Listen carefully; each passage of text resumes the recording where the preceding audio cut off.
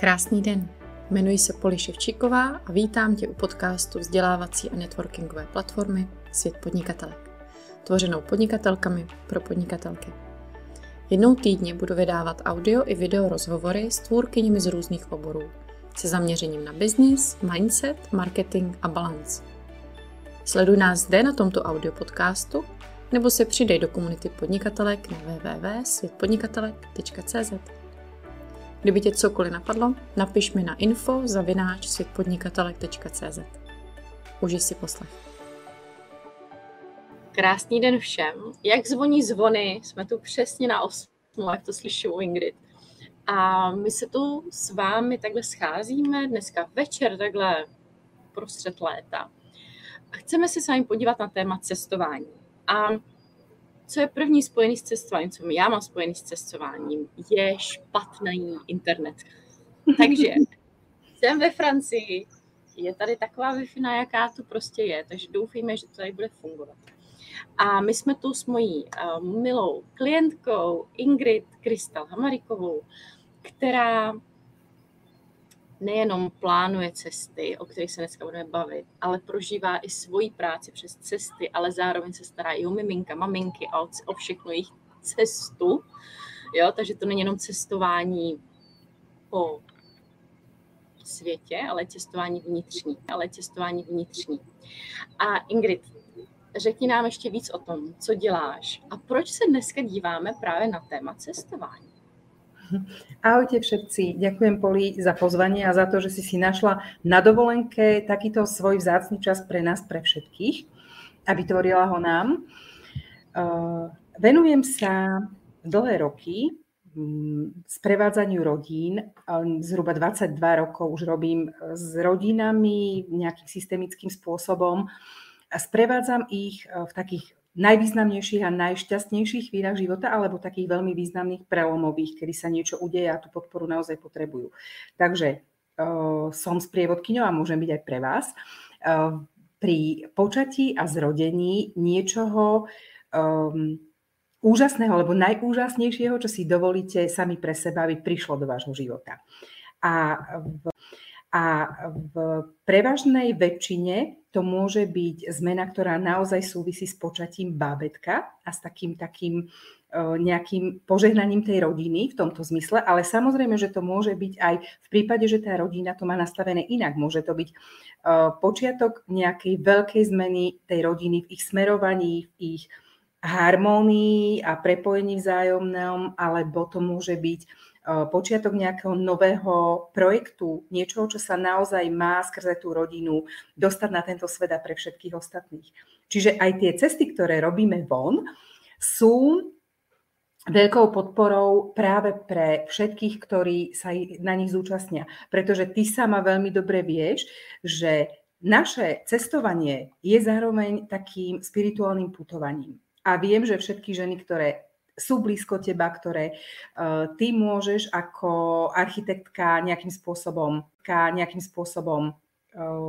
zorientovať v tých technických nejakých prospektoch a v tom takom zázemí podnikateľskom, sú veľmi nastavené a naladené na také podobné vnímanie vecí ako ty, ako ja. Takže určite to budú mať takto podobne. Že ich cesty do zahraničia nie sú takým biznisovým prvoplánovým cestovaním podľa nejakých last minute cien na začiatku a pol roka popredu si kúpeným niečím, ale naozaj je to, čo vyslíšia, keď sú pripravené, keď majú tú komunikáciu so srdiečkom milovaným, že áno, už je čas, teraz si poď oddychnúť a poď. Alebo teraz je čas ísť do tejto krajiny. Teraz je čas, tvoja duša ťa niekam volá a posúva. A oni to naozaj vyslíšia a potom idú presne tam, kde rodovo zvučia, duša sa tam cíti dobre a niečo si tam naozaj rozihráva. Alebo tá krajina podporí veľmi tú zmenu vnútornú, alebo tú víziu, alebo niečo, po čo si tam idú. Ako to máš ty napríklad s tým, kam cestovávaš, ako si tam naplánovávaš to, čo tam budeš robiť? Já jsem právě chtěla říct, že já tohle mám hodně spojený právě s tou Francií. Protože moje dětství bylo hektické. Narodila jsem se v Rusku, vlastně do školky a na základku jsem chodila do Itálie, zároveň jsem chodila na základku v Čechách, takže jsem hodně jezdila a vlastně od malička mám všechny tyhle jazyky a ještě mnohem víc. A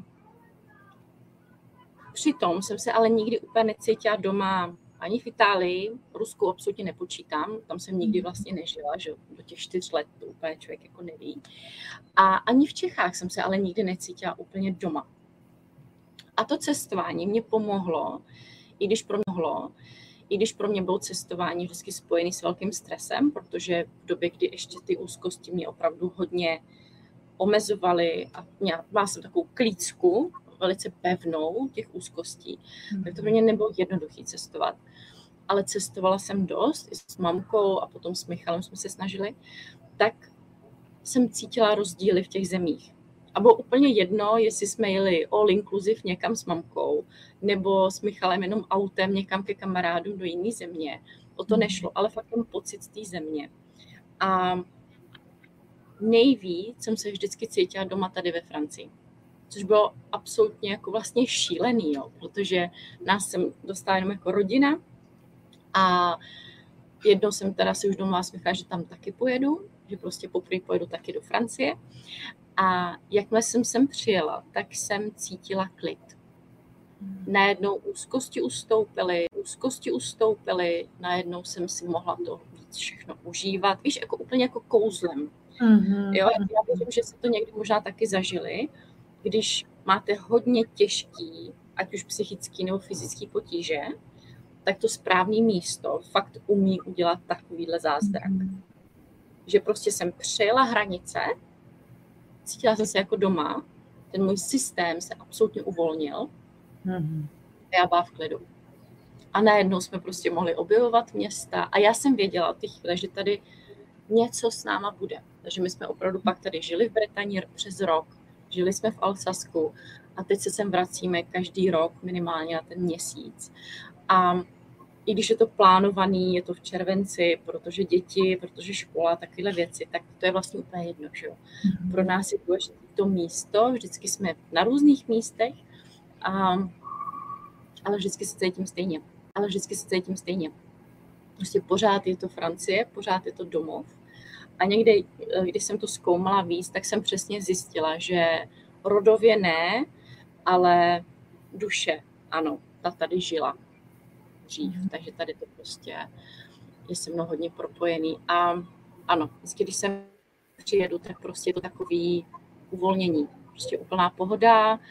A najednou se úplně mění režim můj, dětí, mění se jídlo, mění se životospráva, ale není to takový to, teď to budeme dělat jinak.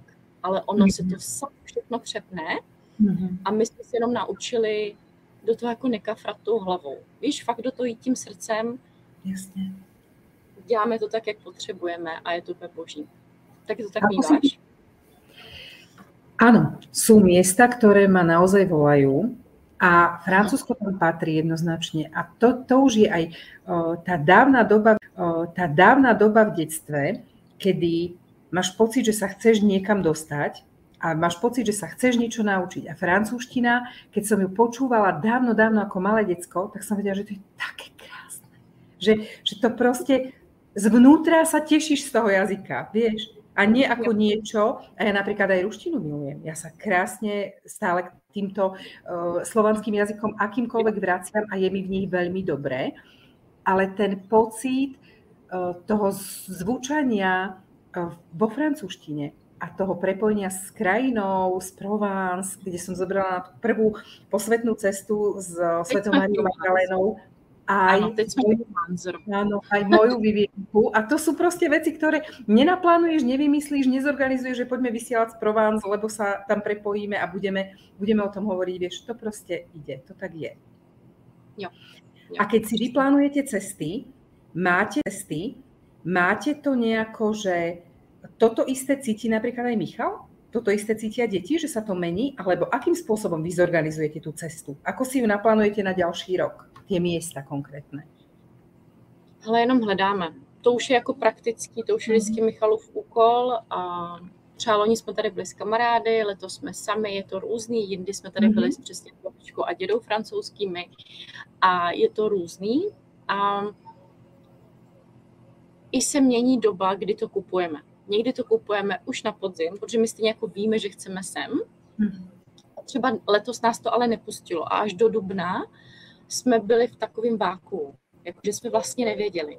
Nevěděli jsme kdy, nevěděli jsme co, bylo to hrozně zvláštní a pak to najednou jenom jako zacvaklo. Michal našel prostě přes Airbnb místo krásný a i když on to vybíral 1 000 000 hodin, tak my jsme se s Vikym koukli na tenhle apartmán, řekli jsme mu tohle kupuj a on počkej, když jste nečetli dalších 20 těch a my s Vikym, ne, tohle kupuj, tady chceme být.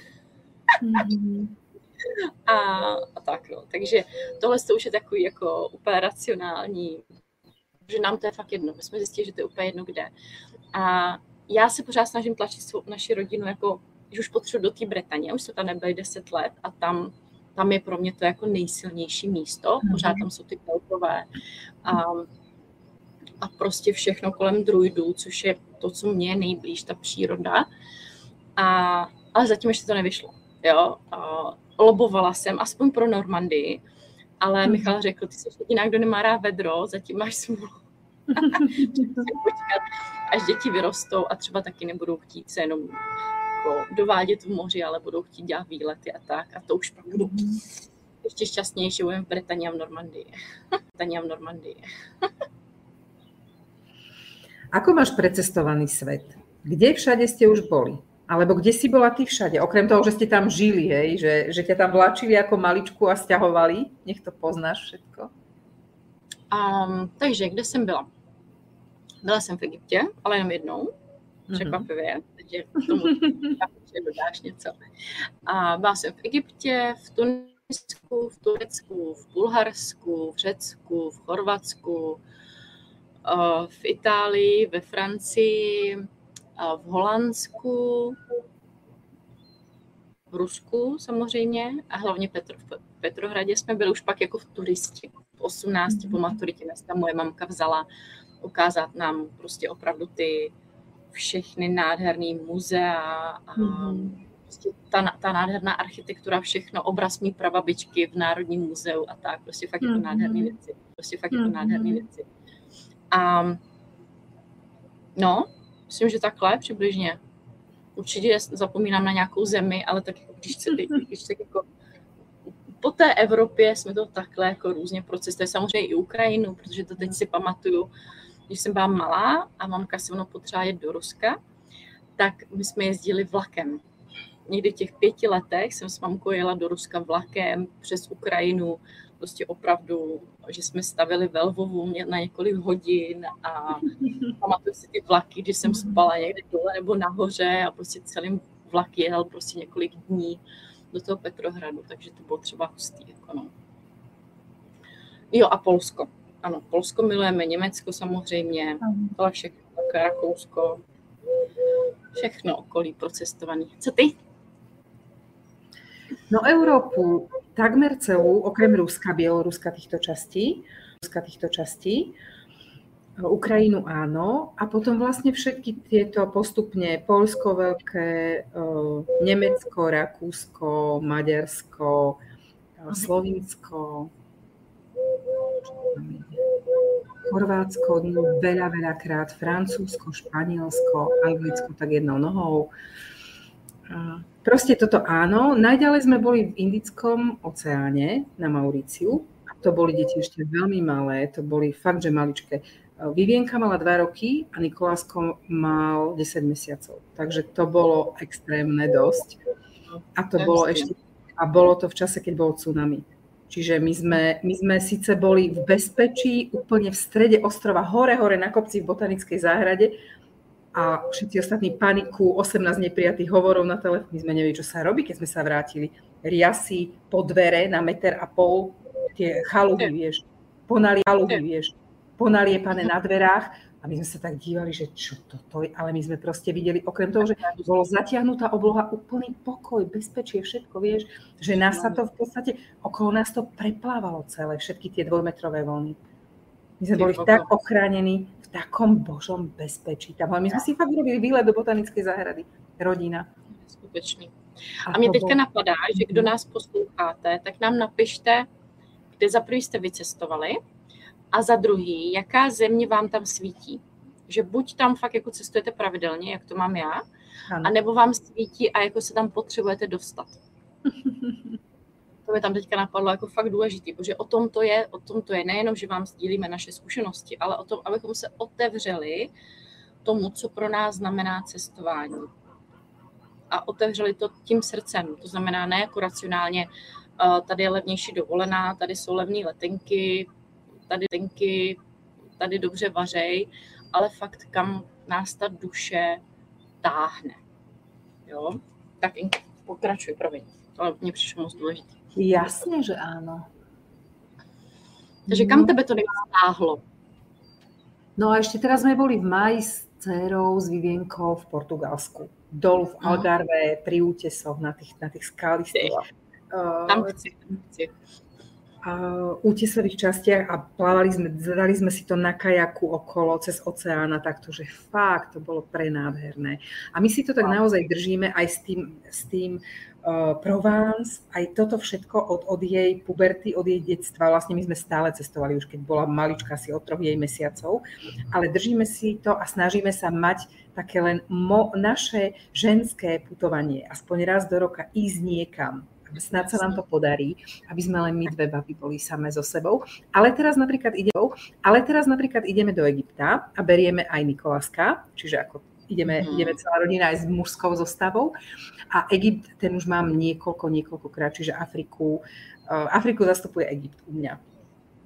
Jednoznačne, tak ako ty si bola, len my sme prvé 2 razy boli na širom mori plávať s delfínmi v otvorenom priestore naživo a už potom to bolo tak, že už to pevnina bola vlastne len pri tých presunoch, kde sme sa potrebovali dostať a minule som to už absolvovala tak, že to bolo prekrásne, že všetky chrámy v čakrách Egypta, celá tá časť, ktorú sme potrebovali.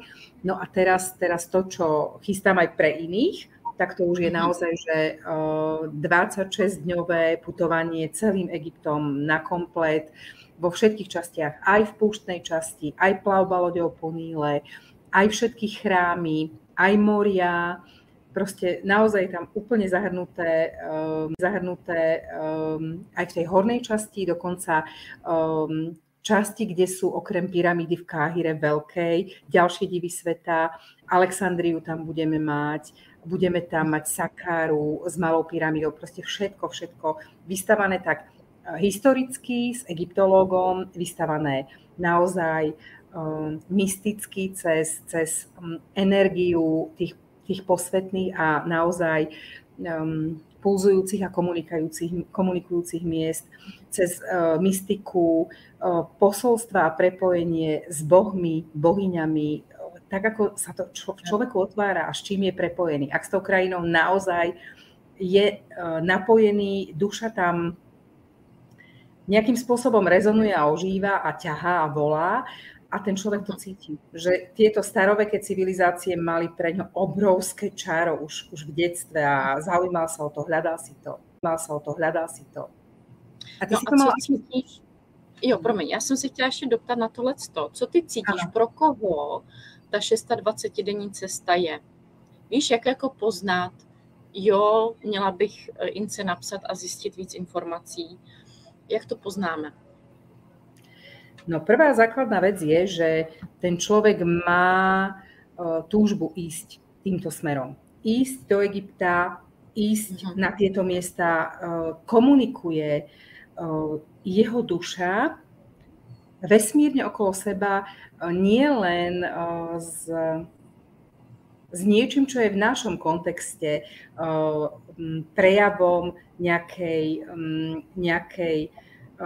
svetosti, nejakého duchovna, ale naozaj je otvorený tomu, že cíti to spojenie so zdrojom, s vesmírom a cíti, že nejaké naše vyššie ja je veľmi, veľmi prepojené s väčšou silou, s väčšou posvetnosťou na Zemi. A tie miesta ho volajú, lákajú.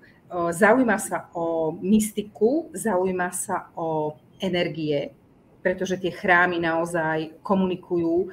Zaujíma sa o niečo z tej kultúry, má obrovskú úctu k tomu. Že to nie je len také, že no dobre, tak idem skúmať, čo to so mnou spraví. Má už poznanie svojho tela, svojich hraníc.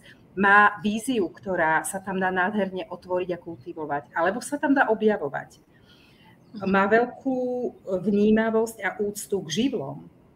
K tomu, čo my vlastne tam putujúc na rozličné svetové strany budeme cítiť. To, čo budeme cítiť v piesku a má možnosť v špeciálnej terapii v púšti sa dať zahrabať do piesku. A naozaj v tej hlbinnej terapii až na úroveň DNA v tých bunkách uvoľňovať veci a nechať ich odísť, nechať ich odovzdať zemi. Takže přesně, takže to nebude jenom objevování těch míst, ale ano. Budete tam pracovat i s těmi spirituálními částmi těch míst, víš, jakože ano. Bude tahle terapeutická časť? Áno, pre celú skupinu, ako sa zoskladá.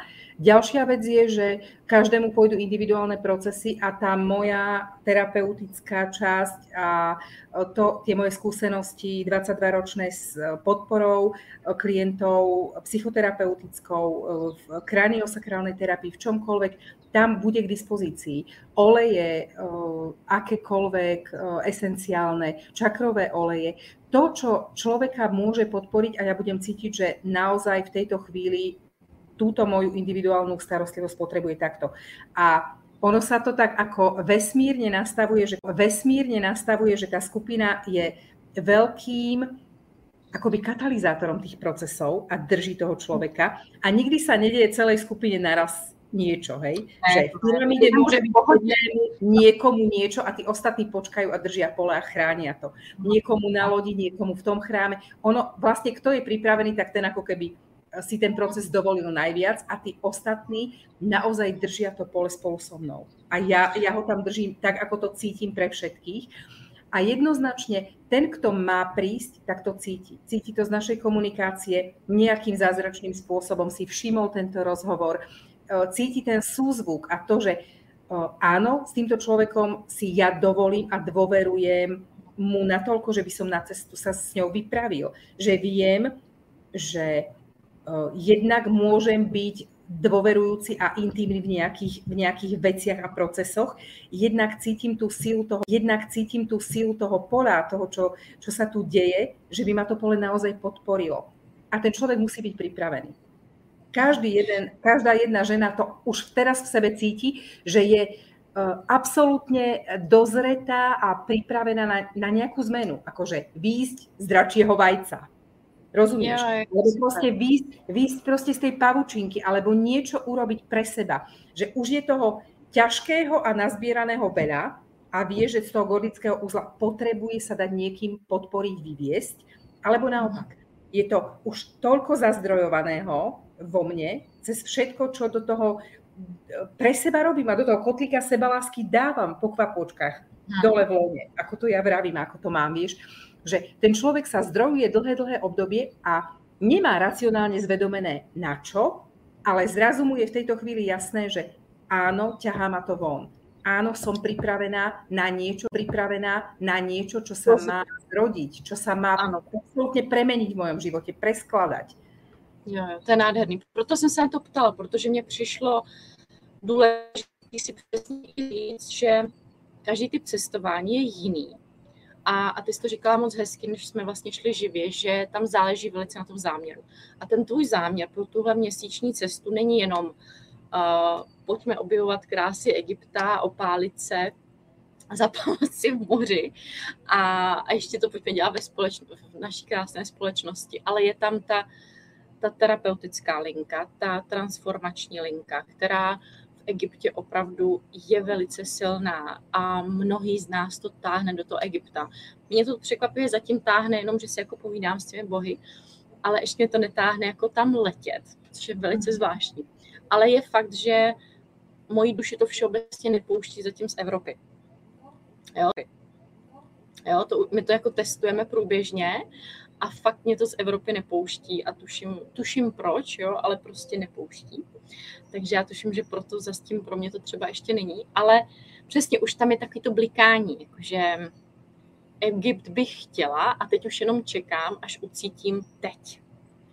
A pro ty ženy, které teďka mají s tebou jet, to bude přesně ono. Takže pokud cítíte takový to teď, i když nevím jak, nevím co, prostě věřím, že nejdůležitější je udělat ten krok, napsat Ingrid a zjistit, jak dál. A poslední otázka, co mě přišlo jako důležitý, je přesně si říct a přijmout to, jak každá z nás ráda cestuje. Že mně přijde, že v dnešní společnosti se jako kdyby opět generalizuje, co je správné cestování, co je nesprávné cestování, co je luxusní cestování, co je luxusní cestování, co už není luxusní cestování. A přijde mi to strašně jako škoda, protože jakmile se tohle stane, tak proč? Jako nemá to důvod. Já třeba teďka sleduju jinou klientku, která cestuje v minivanu a je to úplně boží. Naši nejbližší kamarádi takhle cestují každoročně, veď na sever, prostě v karavanu. A absolutně si to užívají. My taky do Francie prostě jezdíme autem a já to absolutně miluju. Prostě to, že tady máme svůj apartmán, máme tu svoji svobodu, auto, výlety, prostě nádheru. A zároveň někdo jiný rád lítá, má rád all inclusive a tak a všechno je v pohodě, ale zatím musí být ten záměr a to vědomí, já si to volím, protože tam mám nějaký důvody. Vnímáš to tam taky? Áno, áno. Aj na tejto ceste. Totižto mnohí si prídu dovoliť hojnosť a otvárať si ju. A tá hojnosť, ona, pokiaľ ju mám v láske v rodine, ale nemám ju v podnikaní a nemám ju v tej hmote, nie je to vyvážené. A ťahá ma to jedným smerom. Aj opačne. Pokiaľ ja to mám niekde a nemám to vzťahovo, dá sa to doplniť presne cestou, kde tú hojnosť mám, že si ju užívam. A keď sa robia veľké procesy, tak v rámci toho opečovávania je aj to, že naozaj aj na tejto ceste máme veľmi veľa krásnej hojnosti a luxusu v 5-hviezdičkových hoteloch, kde to tie lokality dovolujú.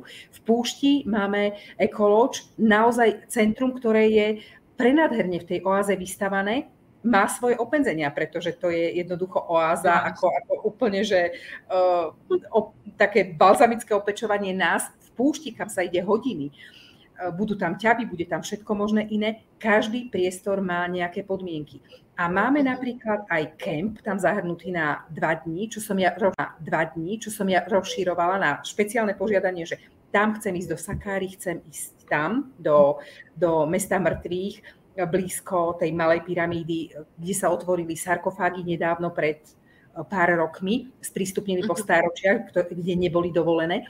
A to isté chcem vlastne pri jednom z tých chrámov, ten kemp, ktorý je za týmto chrámom, je vo veľmi blízkom postavení a v pôsobení toho chrámu, čiže v jeho energii. A ja som sa preto opýtala, môžeme tam zostať ešte o deň dlhšie, napriek tomu, že to je kemp, že to nie je 5-hviezdičkový hotel, ale nie kvôli tomu, aby sme to šetrili a nejako to vykalkulovali, vôbec nie. Práve kvôli tomu obrovskému dosahu, ktorý tento priestor má na telo človeka a na to, čo tam budú tí ľudia zažívať. Že tam je naozaj každý jeden moment tej cesty, vrátane toho, že majú vodu zabezpečenú, že to sú veci, že naozaj budeme mať všade na ceste vodu. A náš egyptológ sa stará o nás takým zázračným, láskavým spôsobom, že kdekoľvek sme zastali, on vybehol a vrátil sa s 2 taškami čerstvej chladenej vody, každému rozdal v mikrobuse a takýmto spôsobom nás opečovával. Že tomu nikto nemusel povedať, že sme smední a kde budeme zháňať vodu a neviem čo. Toto tam všetko sú tieto mini detaily a pritom vzácnosti v krajine, kde ti to môže veľmi chýbať, keby sa o toto niekto dopredu nepostaral. Ano, a přitom přesně tohle je luxus, který budeme cítit velice hluboce, i když zvenčí by to mohlo vypadat tak jako autobus, poušť, viď, voda, jako co řešíte, viď? Ale je to přesně o tom pocitu, že o mě někdo pečuje a že já se nechám opečovat, že do toho nebudu jako zasahovat a že si to užiju na maximum. Ingrid, a veľký luxus je tá cesta v tom rozsahu a v tej plnosti, ako je urobená. Zároveň my sme už tak veľmi vyšli v ústretí našim ľuďom, aby to bolo nastavené pre človeka v jeho možnostiach, ako ty to najlepšie vieš, že ty sa takto otváraš pre nás koľkokrát. Tak ja som dovolila, že naozaj, ak niekto si nemôže dovoliť, nevie odísť od rodiny na tých 26 dní, nevie si to časovo, finančne predstaviť, môže prísť na tú časť toho nášho putovania, ktorá je pre ňoho úplne, že to najnosnejšie, najdôležitejšie, to volanie za pár rokov, že tam chcem ísť do Káhiry, do pyramídy, chcem ísť do Alexandrie, do knižnice, my ideme do Veľkej alexandrijskej knižnice, do katakomb popod Alexandriu. Čiže kde kto má aké volanie a cíti, že áno, a doteraz si myslel, že nemôže, nech komunikuje a nech vieme spolu nájsť možnosť, ako môže. Lebo dá sa to, vždy sa to dá. Takže jo, pojďme naslouchat svému volání, ať už to bude cesta s Ingrid, nebo naše vlastní cestování, buď teďka v létě, no přes rok.